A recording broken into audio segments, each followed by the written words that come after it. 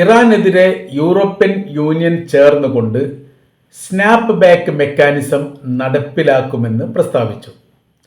തങ്ങൾക്ക് ആ വിഷയവുമായിട്ട് ബന്ധപ്പെട്ട് ഒരു ഭയമില്ലെന്നും തങ്ങളുടെ നിലപാടിൽ നിന്ന് അയവ് വരുത്താൻ താല്പര്യമില്ലെന്നും ഈ വിഷയവുമായിട്ട് ബന്ധപ്പെട്ട് ഇറാന്റെ വിദേശകാര്യമന്ത്രി അബ്ബാസ് അറാഞ്ചി തിരിച്ചടിക്കുകയും ചെയ്തു. നയങ്ങളും നിലപാടുകളും സമീപനങ്ങളും ഞങ്ങളെ സംബന്ധിച്ചിടത്തോളം കൃത്യമാണ്. കരാർ വ്യവസ്ഥയും അങ്ങനെയാണ്. അത് പാലിക്കപ്പെടാത്തതും അതുമായി ബന്ധപ്പെട്ട് ലംഘനം നടത്തുന്നതും അമേരിക്കയും യൂറോപ്യൻ രാജ്യങ്ങളുമാണ്. അതുകൊണ്ട് ഏതെങ്കിലും സ്നാപ്പ് കാണിച്ചുകൊണ്ട് തങ്ങളെ ഭയപ്പെടുത്തേണ്ട എന്നുള്ളതാണ് ഈ വിഷയവുമായിട്ട് ബന്ധപ്പെട്ട് വിദേശകാര്യമന്ത്രി പറഞ്ഞിരിക്കുന്നത്. എന്താണ് സ്നാപ്പ് ബാക്ക് മെക്കാനിസം? നമുക്കതൊന്ന് പരിശോധിക്കാം. യൂറോപ്യൻ രാജ്യങ്ങളുടെ ഒരു കൂട്ടായ്മയോട് കൂടിയിട്ടാണ് ഇങ്ങനെ ഒരു കരാർ വ്യവസ്ഥ, ഇതൊരു കരാർ വ്യവസ്ഥയാണ്, ആ കരാർ വ്യവസ്ഥ ഉണ്ടാകുന്നത്. Joint comprehensive plan of action JCPOA എന്നാണ് അതിൻ്റെ ആ കരാർ വ്യവസ്ഥയുമായിട്ട് പറയപ്പെടുന്നതിൻ്റെ വാക്യങ്ങൾ. കരാറിൽ ഒപ്പിടുന്നത്, ഈ ഒരു കരാർ വ്യവസ്ഥയുമായിട്ട് ഒപ്പിടുന്നത് ഏകദേശം 2018 കാലഘട്ടത്തിലാണ്. P5+1 രാജ്യങ്ങൾ, 5 രാജ്യങ്ങൾ, അതോടൊപ്പം തന്നെ Germany, America, Britain, France, China, Russia, Germany. ഇതിലിപ്പോൾ ബ്രിട്ടനും ഫ്രാൻസും ജർമ്മനിയുമാണ് ഏറെക്കുറെ ഇറാനെതിരെ അമേരിക്ക അടക്കം ഇറാനെതിരെ തിരിഞ്ഞുകൊണ്ട് സംസാരിക്കുന്നത്. അതിൽ ജർമ്മനി ഏറെക്കുറെ അത്ര കഠിനമായി പറയുന്നില്ല.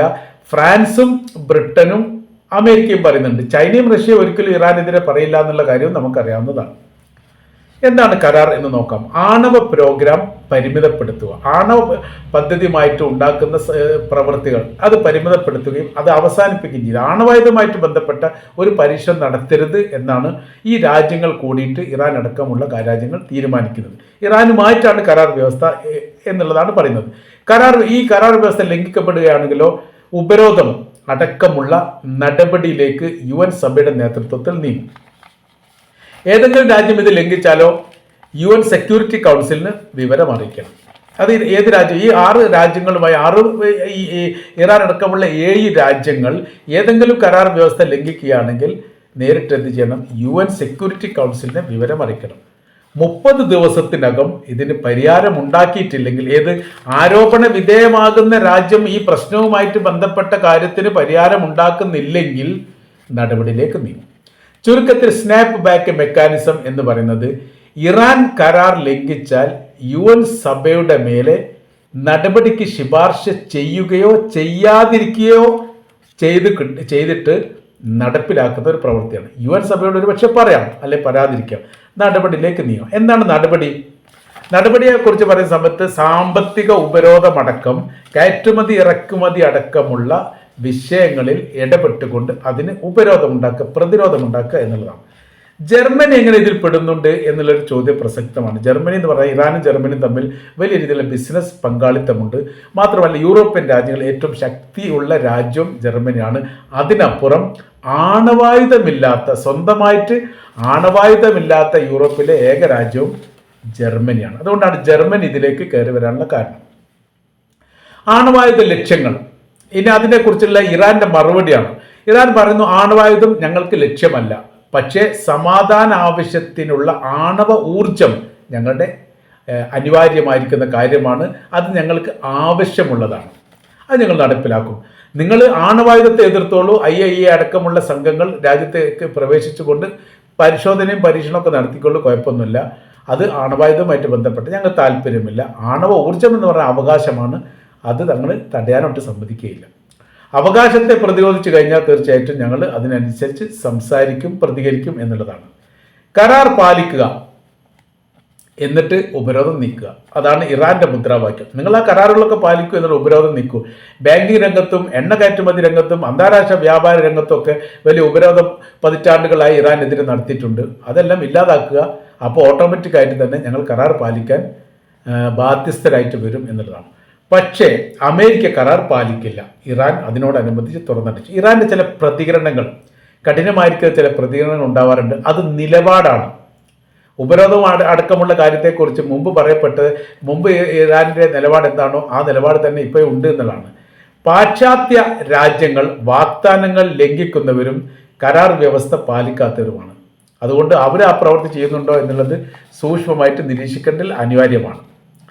പ്രതികരിച്ചാൽ വിദേശ രാജ്യങ്ങളെ ആശ്രയിക്കാതെ മുന്നോട്ട് പോകും. പ്രതിരോധിച്ചാൽ അതായത് ഈ ഇറാനെതിരെ പ്രതിരോധ സംബന്ധമായിരിക്കുന്ന കാര്യങ്ങളാണ് ഉണ്ടാക്കുന്നതെങ്കിൽ തങ്ങൾ എന്ത് ചെയ്യും? അവരെ വകവെക്കാത്ത രീതിയിൽ പ്രതിരോധത്തെ അതിജീവിച്ചുകൊണ്ട് മുന്നോട്ട് പോകാനുള്ള സംവിധാനങ്ങളുണ്ട്.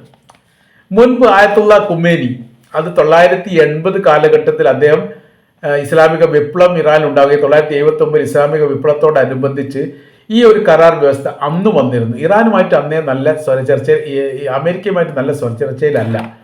അങ്ങനെ വ്യതിചലിച്ച് നിൽക്കുന്ന ഒരു സാഹചര്യത്തിൽ ഒരു കരാർ വ്യവസ്ഥ ഉണ്ടാക്കാൻ വേണ്ടിയിട്ട് അമേരിക്ക വലിയ താല്പര്യം കാണിച്ചു.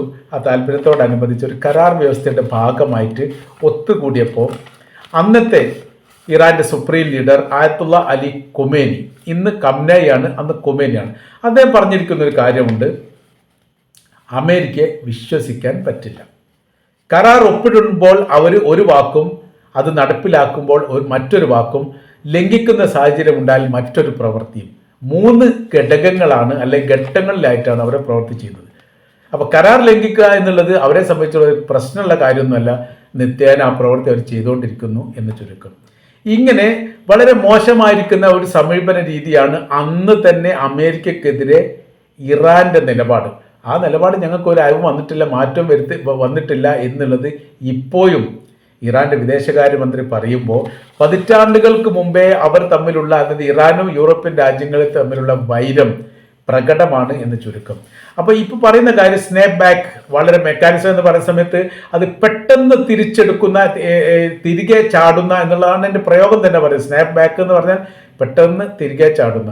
അപ്പോൾ എല്ലാ കാര്യങ്ങളും ഇറാന്റെ വിഷയമായിട്ട് വരുന്ന സമയത്ത് പെട്ടെന്ന് അതിന് പരിഹാരം ഉണ്ടാവണം, നടപടി ഉണ്ടാവണം, ഇറാൻ നിർത്തിവെക്കണം, ഇറാൻ സംസാരിക്കരുത്, ഇറാൻ യുദ്ധം ചെയ്യരുത്. ആ നിലപാടാണ് അമേരിക്കക്കും ബ്രിട്ടനും യൂറോപ്യൻ രാജ്യങ്ങൾക്കും ഉള്ളത്.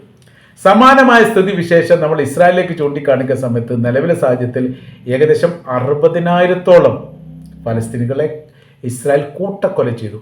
എന്തെങ്കിലും പരാതി ഉണ്ടോ? യൂറോപ്യന്മാർക്ക് പരാതി ഉണ്ടോ? അവരവിടെ ഇവിടെയൊക്കെ നിന്നും കൊണ്ട് എന്തെങ്കിലും പ്രതിഷേധിക്കുന്നു, അല്ലെങ്കിൽ പ്രതികരിക്കുന്നു, വാർത്താ സമ്മേളനം വിളിക്കുന്ന സമയത്ത് വൈകാരികമായിട്ട് സംസാരിക്കുന്നു. ഇസ്രായേലിനെ സംബന്ധിച്ചിടത്തോളം അവർ വൈകാരികപരമായി സംസാരിച്ചു കൊണ്ടോ നിവേദനം കൊണ്ടോ അപേക്ഷ കൊടുത്തത് കൊണ്ടോ ഒരു കാര്യവുമില്ല. ഇസ്രായേലിനെ പ്രതിരോധിക്കണമെങ്കിൽ അവരുമായിട്ട് യുദ്ധം ചെയ്യണം. അത് മുൻപേ ഇറാന്റെ നിലപാട് അങ്ങനെ തന്നെയാണ്. പരാജയപ്പെടുത്താനാണ് ഉദ്ദേശിക്കുന്നതെങ്കിൽ സമീപനമായിരിക്കുന്ന നിലപാടുകളോടൊന്നും ഇസ്രായേലിനെ സംബന്ധിച്ച് അവർ ഒതുക്കാൻ വേണ്ടി സാധിക്കില്ല. അവർക്കത് താല്പര്യമില്ല. അവർ ചതിയാണ് അവർക്ക് ഇഷ്ടം.